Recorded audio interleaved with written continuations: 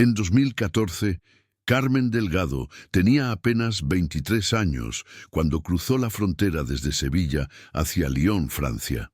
Sus ojos oscuros brillaban con la esperanza de una joven que había encontrado la oportunidad perfecta: cuidar a los hijos de la familia Dubois en su mansión de Neuilly-sur-Seine, uno de los barrios más exclusivos de París. La casa de los Dubois no era simplemente grande, era imponente. 3 pisos de piedra blanca, jardines perfectamente cuidados que se extendían por más de 2 hectáreas, y una fuente antigua de mármol italiano que susurraba constantemente en el patio central. Las ventanas de cristal emplomado reflejaban la luz dorada del atardecer parisino, y cada habitación parecía sacada de una revista de decoración francesa. Philippe Dubois, empresario textil de 45 años, había heredado un imperio familiar que se extendía por toda Europa. Su esposa, Marguerite, heredera de una fortuna vinícola en Borgoña, poseía viñedos que producían algunos de los vinos más caros de Francia. Juntos habían construido una vida que parecía perfecta desde el exterior. Cenas en restaurantes con estrellas Michelin, vacaciones en sus casas de verano en la Costa Azul y una reputación social intachable. Carmen se enamoró inmediatamente de Emma y Lucas, de 6 y 8 años respectivamente. Los niños, acostumbrados a una sucesión de niñeras que duraban pocos meses antes de ser despedidas por Marguerite, por razones que nunca quedaban claras, encontraron en Carmen algo diferente. Ella no los trataba como pequeños príncipes caprichosos, sino como personas reales con sentimientos y sueños. Cada mañana, Carmen despertaba a los niños cantando canciones andaluzas que había aprendido de su abuela en Sevilla. Les enseñaba palabras en español mientras desayunaban croissants y mermelada de frambuesa en la cocina de mármol negro. Por las tardes, cuando el sol se filtraba por las ventanas del salón principal, les contaba historias de flamenco, de castillos moriscos y de la playa de la Caleta donde ella había crecido corriendo entre las olas.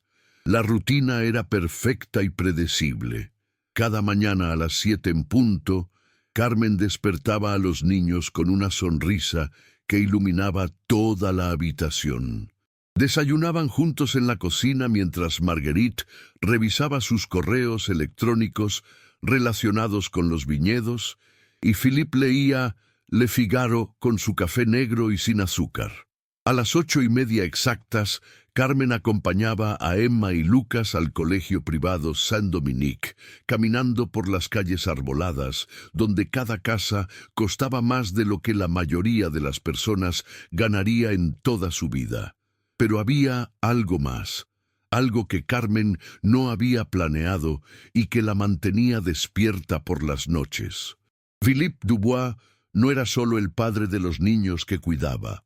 Durante las largas tardes de otoño, cuando Marguerite viajaba por sus viñedos en Borgoña supervisando la cosecha, las conversaciones entre Carmen y Philippe se extendían mucho más allá de lo profesional. Él le preguntaba sobre España, sobre sus sueños de estudiar literatura, sobre por qué una joven tan inteligente y educada había elegido cuidar niños en lugar de continuar sus estudios universitarios. Carmen sentía mariposas en el estómago cada vez que Philippe la miraba con esos ojos azules que parecían ver directamente a través de su alma. No era solo su elegancia natural o su forma de hablar con esa voz grave y pausada que hacía que cada palabra sonara como poesía. Era la manera en que la escuchaba, como si sus palabras fueran las más importantes del mundo, como si ella fuera la única persona que realmente entendía sus pensamientos más profundos. Las conversaciones se volvieron más íntimas. Philippe le contaba sobre la presión de manejar un imperio familiar, sobre cómo se sentía atrapado en una vida que otros habían diseñado para él. Carmen le hablaba de sus sueños de escribir, de viajar por el mundo, de encontrar un amor verdadero que la hiciera sentir completa. Una tarde de octubre, mientras los niños jugaban en el jardín, Philippe tomó la mano de Carmen. «Eres diferente a todas las mujeres que he conocido», le susurró. «Contigo me siento libre». Carmen sabía que estaba cruzando una línea peligrosa, pero no podía resistirse. Se había enamorado perdidamente de un hombre casado, del padre de los niños que cuidaba, de alguien que podía destruir su vida con una sola palabra.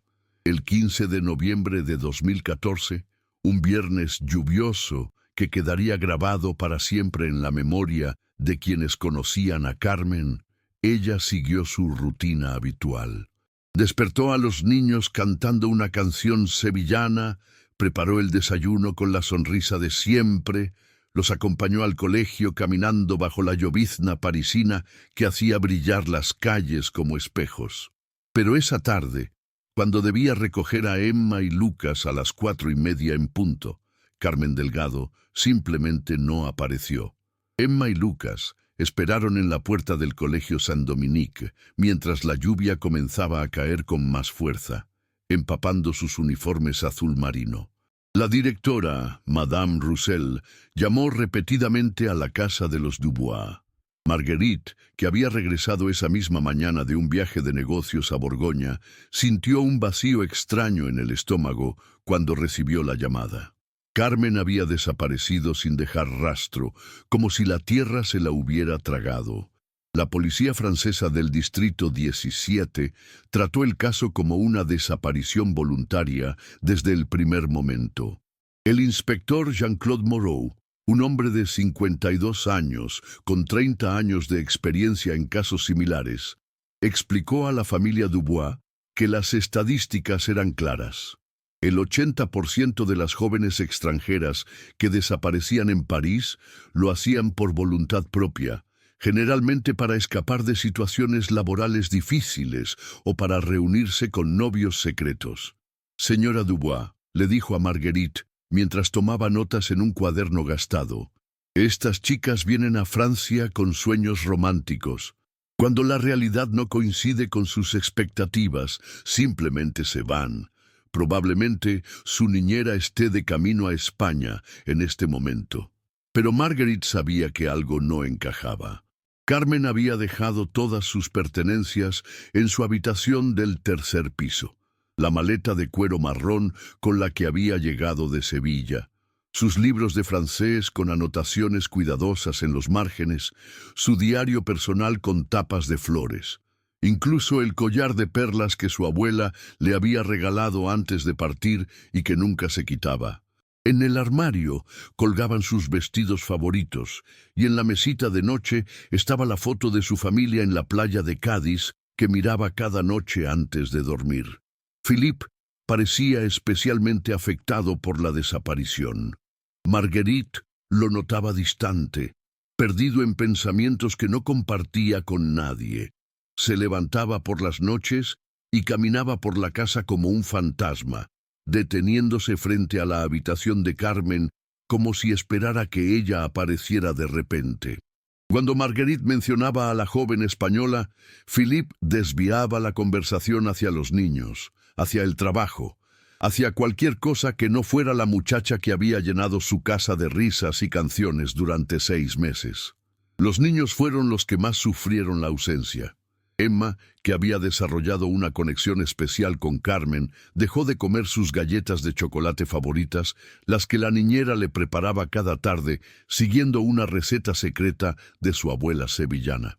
La niña de 6 años pasaba horas sentada en la ventana de su habitación, mirando hacia la calle con la esperanza de ver aparecer la figura familiar de Carmen caminando por la acera con esa sonrisa que iluminaba todo a su alrededor. Lucas, más expresivo que su hermana, preguntaba constantemente cuándo regresaría a Carmenita, como la llamaba con cariño. ¿Por qué se fue sin despedirse?, le preguntaba a su madre cada noche antes de dormir. ¿Hicimos algo malo? ¿Ya no nos quiere? Las preguntas de su hijo de 8 años partían el corazón de Marguerite, quien no tenía respuestas que dar. Marguerite contrató a una nueva niñera, Sylvie Moreau, una mujer francesa de 35 años, con excelentes referencias. Luego vino Marie Dubois, una joven de Lyon especializada en cuidado infantil.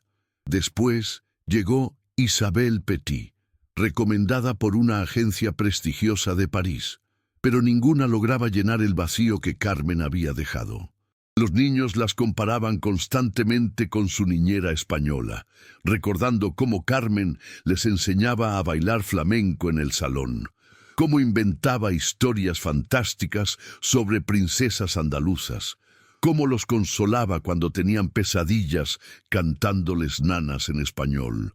En Sevilla, Rosa Delgado vivía un infierno silencioso que crecía día a día. Su hija la llamaba religiosamente cada domingo a las 6 de la tarde, hora española.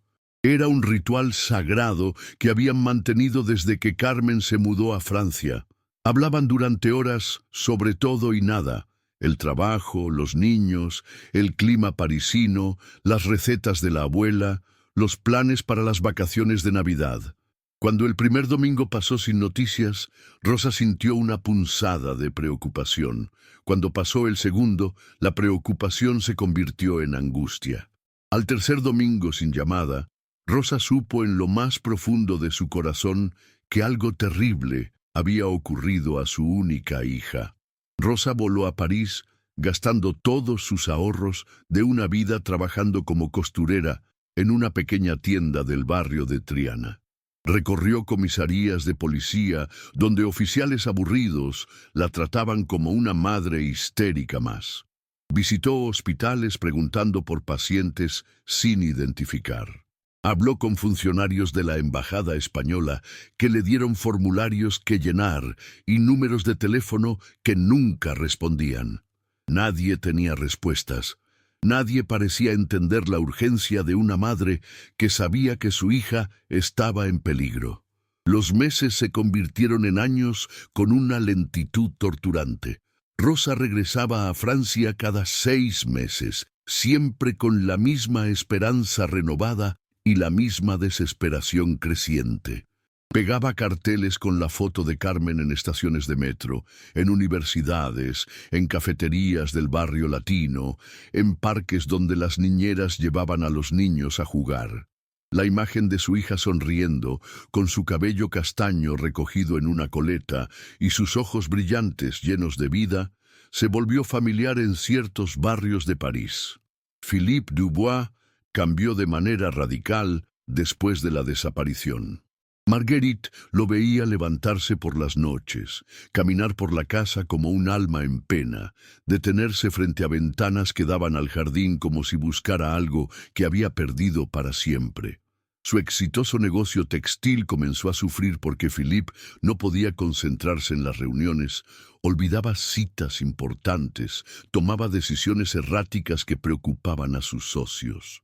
Una tarde de primavera de 2016, Marguerite encontró en el estudio de su esposo una foto de Carmen con Emma y Lucas que él había guardado en un cajón cerrado con llave.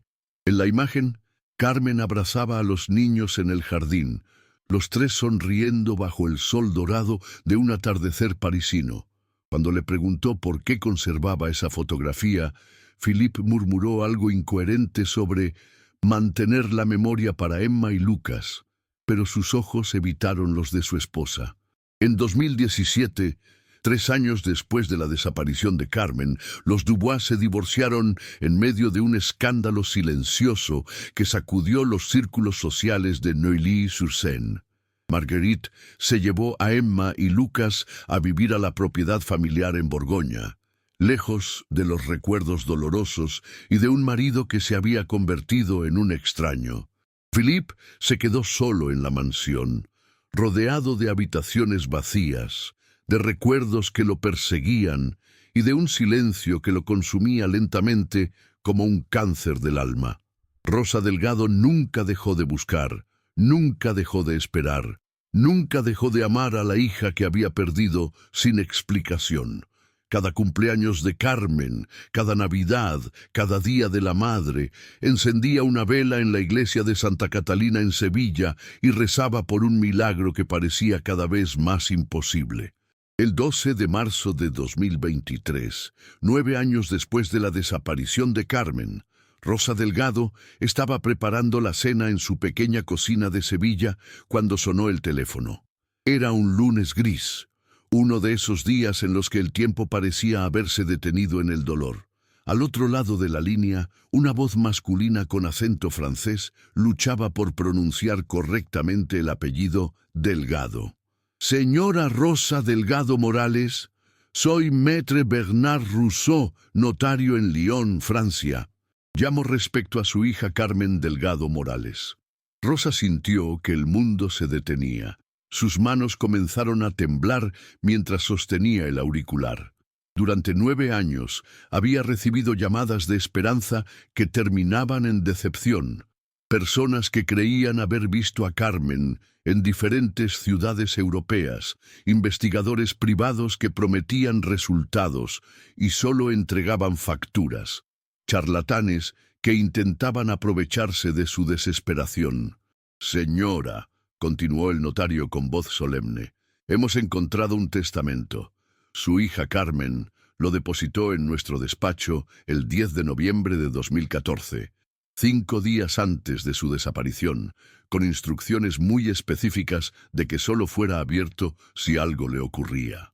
Rosa se dejó caer en una silla, sintiendo que las piernas no la sostenían.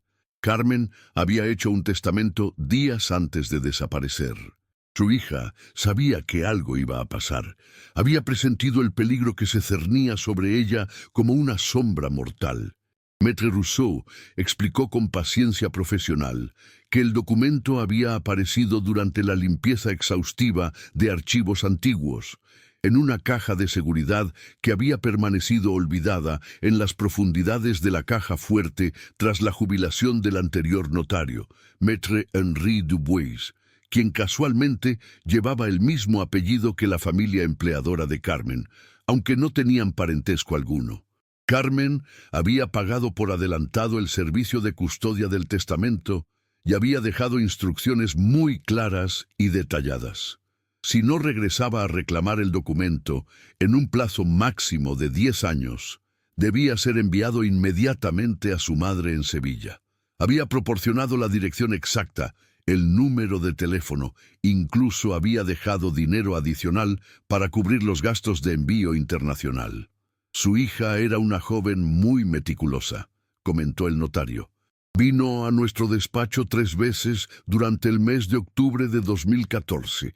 Cada visita añadía más detalles al documento, como si estuviera construyendo un rompecabezas que alguien tendría que resolver en el futuro. Rosa voló a Lyon esa misma semana, gastando dinero que no tenía, pero que había estado ahorrando durante años, con la esperanza secreta de que algún día tendría que viajar a Francia para traer a Carmen de vuelta a casa. El vuelo desde Sevilla le pareció eterno, cada minuto cargado de una mezcla de esperanza y terror por lo que podría descubrir. En el despacho de Maître Rousseau, ubicado en un edificio histórico del centro de Lyon, con ventanas que daban al río Ródano, Rosa se sentó frente al escritorio de caoba mientras el notario le entregaba un sobre lacrado con el sello oficial del despacho. Sus manos temblaron tanto que apenas pudo romper el lacre. La carta estaba escrita en español, con la letra cuidadosa y familiar de Carmen que Rosa había visto crecer desde que su hija aprendió a escribir.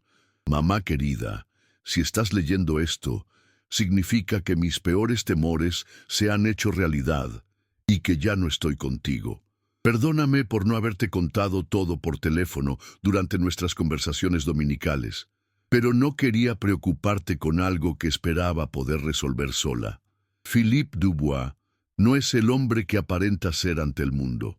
Lo que comenzó como un trabajo se convirtió en algo más profundo y peligroso de lo que jamás imaginé. Me enamoré de él, mamá, y él dice que me ama también. Pero he descubierto cosas terribles sobre esta familia que me han puesto en una situación imposible. Philippe ha estado desviando dinero de las empresas familiares y de las cuentas personales de Marguerite hacia bancos en Suiza durante años. He visto los documentos, he fotografiado las transferencias, he encontrado cuentas secretas con millones de euros.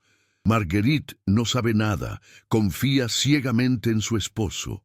Pero hay algo mucho peor, algo que me quita el sueño todas las noches. Philippe me confesó que su primer matrimonio terminó porque su esposa anterior, Isabelle Moreau, también desapareció misteriosamente. Él me dijo que ella se había ido con otro hombre que había abandonado todo por amor. Pero cuando comencé a hacer preguntas, encontré recortes de periódico escondidos en su estudio privado. Isabelle Moreau desapareció el 23 de agosto de 2008, 6 años antes de que yo llegara a esta casa. Tenía 28 años, era profesora de arte, y según los periódicos, nunca la encontraron. La policía cerró el caso como desaparición voluntaria, exactamente igual que están haciendo conmigo ahora, estoy segura. Mamá, estoy enamorada de Philippe, pero también tengo miedo. Él me ha pedido que nos vayamos juntos, que dejemos todo atrás y empecemos una nueva vida en cualquier parte del mundo. Dice que tiene dinero suficiente para vivir como reyes en Sudamérica o en Asia. Pero cuando le pregunté directamente sobre Isabel, cuando le mostré los recortes que encontré, su mirada cambió completamente. Vi algo oscuro y peligroso en sus ojos, algo que me heló la sangre. Si algo me pasa, busca en el jardín de la casa de Neuilly-sur-Seine. Hay una fuente antigua de mármol en el patio central, la que siempre me gustaba escuchar por las tardes. Isabel llevaba siempre un anillo de esmeraldas que había heredado de su abuela materna. Philippe me mostró una foto de ella usándolo el día de su boda. Ese anillo nunca apareció entre sus pertenencias cuando desapareció, según los periódicos. He estado observando a Philippe por las noches. 3 veces lo he visto salir al jardín después de medianoche, siempre hacia la zona de la fuente. Camina como si estuviera visitando algo o a alguien. La última vez llevaba flores blancas. Mamá, si estás leyendo esto, significa que no fui lo suficientemente cuidadosa, que subestimé el peligro, pero también significa que fui lo suficientemente inteligente para dejar pistas. No dejes que mi muerte sea en vano. Encuentra la verdad. Encuentra a Isabel. Encuentra justicia para las dos. Te amo más que a mi propia vida. Perdóname por no haber sido más valiente para contarte todo esto antes. Perdóname por enamorarme del hombre equivocado. Rosa terminó de leer la carta con lágrimas corriendo por sus mejillas, como ríos de dolor acumulado durante 9 años. Su hija no había desaparecido por voluntad propia. No había huido con un amante secreto. No había abandonado a los niños que tanto quería. Carmen había descubierto algo que la puso en peligro mortal y posiblemente había corrido la misma suerte trágica que Isabelle Moreau. El notario, que había permanecido en silencio respetuoso durante la lectura, le entregó un segundo sobre más grueso. Hay más, señora Delgado. Su hija también dejó esto con instrucciones de que se lo entregara junto con la carta. Dentro había fotografías que Carmen había tomado en secreto, imágenes del estudio de Philippe mostrando los recortes de periódicos sobre Isabelle Moreau, pegados en un tablero oculto detrás de un cuadro. Documentos bancarios fotografiados con el teléfono móvil, mostrando transferencias millonarias a cuentas numeradas en Ginebra, y la más perturbadora, una foto borrosa pero inconfundible de Philippe cavando en el jardín una noche de octubre de 2014, tomada desde la ventana de la habitación de Carmen. Rosa supo en ese momento que su búsqueda de 9 años estaba a punto de terminar, pero no como había esperado durante todas esas noches de insomnio y lágrimas. Su hija había muerto, pero había logrado tender un puente desde la tumba hacia la justicia. Rosa Delgado no fue directamente a la policía francesa. Después de 9 años de búsqueda infructuosa, de formularios ignorados, de investigadores que la trataban como una madre histérica, Sabía que necesitaba algo más contundente que una carta y fotografías borrosas. Las autoridades francesas ya habían demostrado su incompetencia una vez. No les daría la oportunidad de fallar nuevamente. Decidió enfrentar a Philippe Dubois cara a cara, armada con la verdad que su hija había dejado como legado. El viaje en tren desde Lyon hasta París le dio tiempo para planear cada palabra, cada gesto. Rosa había envejecido 10 años en los últimos 9, pero el dolor la había endurecido como el acero templado en el fuego.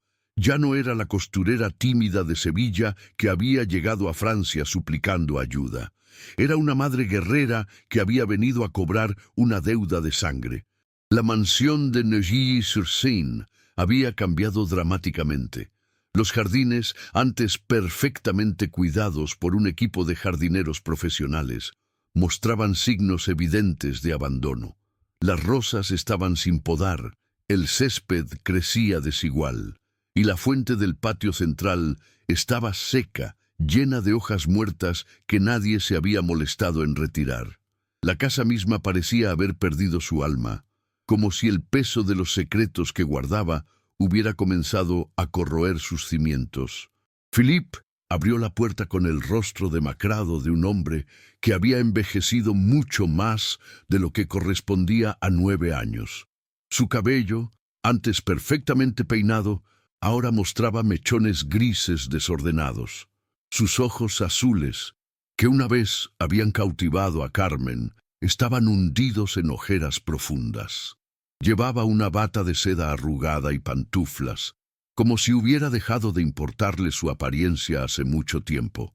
«Señora Delgado», murmuró sin sorpresa en su voz, como si hubiera estado esperando este momento durante años. Sabía que vendría algún día. Rosa le mostró la carta de Carmen sin decir una palabra. Philippe la tomó con manos que temblaban ligeramente, y Rosa notó que sus uñas estaban mordidas hasta la carne, un hábito nervioso que no tenía cuando conoció a su hija. Leyó en silencio, sus ojos moviéndose lentamente por cada línea, cada acusación, cada revelación que Carmen había dejado como su último acto de valentía.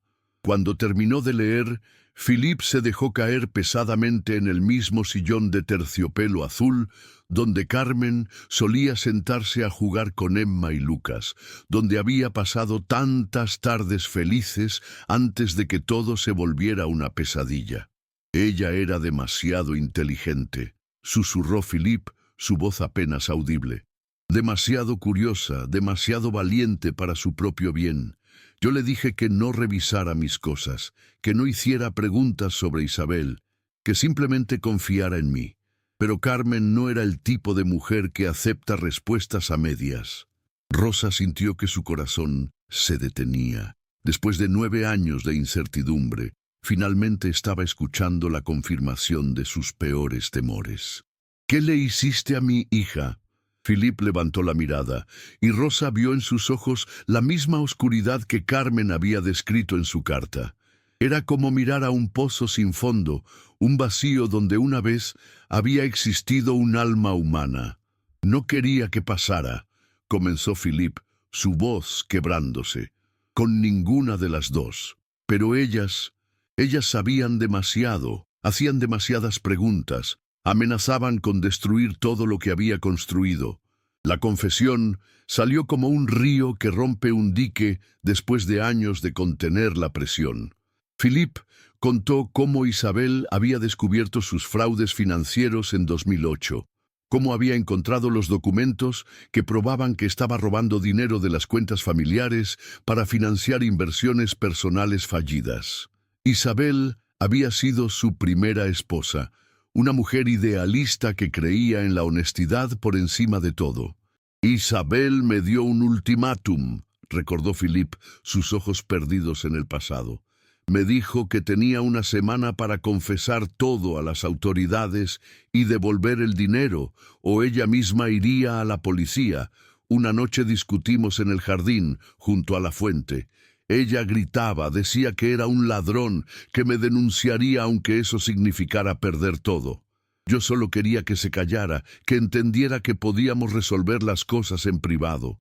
Felipe describió cómo había empujado a Isabel durante la discusión, cómo ella había caído hacia atrás, golpeándose la cabeza contra el borde de mármol de la fuente. Fue un accidente, repetía Philippe como un mantra. Pero nadie me habría creído. Un empresario rico matando a su esposa por dinero, los medios me habrían destruido. Había enterrado a Isabel esa misma noche bajo la fuente, removiendo las piedras del fondo y cavando en la tierra húmeda. Luego había reportado su desaparición, actuando como el esposo preocupado que buscaba desesperadamente a su mujer. La policía, sin evidencia de crimen, había cerrado el caso como desaparición voluntaria. Con Carmen había sido diferente, más complicado, más doloroso. Philippe había desarrollado sentimientos genuinos por la joven española, algo que no había esperado cuando comenzó a seducirla como una distracción de su matrimonio sin amor con Marguerite. Carmen era especial, admitió Philippe, lágrimas corriendo por sus mejillas. Era inteligente, hermosa, llena de vida. Me enamoré de ella de verdad, no como con Marguerite, que solo fue un matrimonio de conveniencia por dinero. Con Carmen sentía que podía ser una persona diferente, mejor. Pero Carmen había encontrado las pruebas sobre Isabel. Había descubierto los fraudes financieros. Había comenzado a hacer las mismas preguntas peligrosas que habían llevado a la muerte de su primera esposa. La noche del 15 de noviembre de 2014, Carmen había venido a verlo después de dejar a los niños en el colegio, armada con copias de todos los documentos que había encontrado. Me dijo que había enviado copias a un lugar seguro, recordó Philippe. Me dio hasta la medianoche para decidir, confesar todo a Marguerite y a la policía, o ella misma iría a las autoridades al día siguiente. Dijo que me amaba, pero que no podía vivir con la verdad sobre Isabel. Philippe se levantó y caminó hacia la ventana que daba al jardín, donde la fuente seca guardaba sus secretos mortales. Le dije que lo haría, que necesitaba tiempo para organizar las cosas, para encontrar la manera de minimizar el daño. Pero Carmen no me creyó. Me conocía demasiado bien, podía ver a través de mis mentiras. La discusión había escalado rápidamente. Carmen había amenazado con irse inmediatamente a la policía si Philippe no confesaba en ese momento. Él había intentado convencerla de que huyeran juntos, de que tomaran el dinero de las cuentas suizas y desaparecieran para siempre. Pero Carmen había rechazado la propuesta con horror. Ella me dijo que prefería morir antes que convertirse en cómplice de un asesino, susurró Philippe. Y entonces perdí el control. Philippe describió cómo había estrangulado a Carmen en su estudio, cómo sus ojos habían perdido la luz mientras él apretaba sus manos alrededor de su cuello delicado. Había sido más personal, más brutal que la muerte accidental de Isabel. Había enterrado su cuerpo esa misma madrugada junto a Isabel, bajo la fuente que ahora guardaba los restos de dos mujeres que habían amenazado su mundo de mentiras. Cada noche durante 9 años he soñado con sus ojos, confesó Philippe. Carmen me mira desde la tumba, me pregunta por qué la maté cuando lo único que quería era justicia. Rosa escuchó toda la confesión en silencio, grabando cada palabra en su teléfono móvil. Cuando Philippe terminó, ella se levantó con una calma que la sorprendió incluso a ella misma. «Ahora vas a llamar a la policía», le dijo con voz firme, «y vas a repetir todo lo que me acabas de contar». Philippe asintió como un niño castigado. Sabía que su pesadilla de 9 años finalmente había llegado a su fin. La policía llegó a la mansión de Neuilly-sur-Seine 1 hora después de la llamada de Rosa. El inspector Jean-Claude Moreau, el mismo que había cerrado el caso de Carmen, como desaparición voluntaria en 2014, llegó acompañado de un equipo de investigación forense y una expresión de incredulidad que se transformó rápidamente en vergüenza profesional cuando escuchó la grabación que Rosa había hecho de la confesión de Philippe. Philippe Dubois fue arrestado sin resistencia, como un hombre que finalmente había encontrado paz en la rendición. Durante el registro de la propiedad, los investigadores encontraron en su estudio privado un verdadero museo del horror. Fotografías de Carmen e Isabel, recortes de periódicos sobre ambas desapariciones y un diario personal donde había documentado meticulosamente su deterioro mental durante los últimos 9 años. La excavación del jardín comenzó al amanecer del día siguiente. Los equipos forenses trabajaron cuidadosamente alrededor de la fuente de mármol, removiendo cada piedra, cada puñado de tierra, con la precisión de arqueólogos descubriendo un tesoro invaluable. A las 3 de la tarde encontraron los primeros restos óseos. A las 6 habían confirmado la presencia de 2 esqueletos completos enterrados a diferentes profundidades. Los análisis de ADN confirmaron lo que Rosa ya sabía en su corazón. Uno de los esqueletos pertenecía a Carmen Delgado Morales. El otro era de Isabel Moreau, la primera esposa de Philippe, desaparecida 15 años antes. Junto a los restos de Isabel, encontraron el anillo de esmeraldas que Carmen había mencionado en su carta, exactamente como su hija había predicho. El juicio de Philippe Dubois comenzó el 15 de enero de 2024 en el Tribunal de Grande Instance de París, convirtiéndose inmediatamente en el caso criminal más seguido de Francia. Los medios franceses y españoles cubrieron cada detalle del proceso, fascinados por la historia de la joven niñera española que había logrado resolver su propio asesinato desde la tumba. Rosa estuvo presente en cada día del juicio, sentada en la primera fila con una foto de Carmen en sus manos, no por venganza, sino por dignidad. Su hija había sido lo suficientemente valiente para dejar pistas, lo suficientemente inteligente para protegerse incluso después de la muerte, y Rosa estaba allí para asegurarse de que el mundo conociera esa valentía. Durante el proceso se reveló la magnitud completa de los crímenes de Philippe. Los investigadores financieros descubrieron que había robado más de 8 millones de euros de las cuentas familiares y de Marguerite durante 15 años. El dinero había sido transferido a bancos en Suiza, Liechtenstein y las Islas Caimán, financiando un estilo de vida de lujo que incluía propiedades secretas en 3 países y una colección de arte valorada en millones.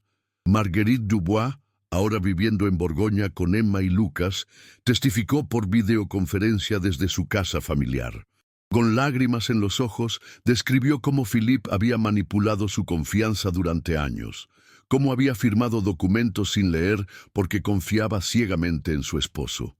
Carmen cuidó de mis hijos cuando yo no pude ver quién era realmente el padre de ellos, declaró. Ella murió protegiendo a mi familia de un monstruo que vivía en nuestra propia casa.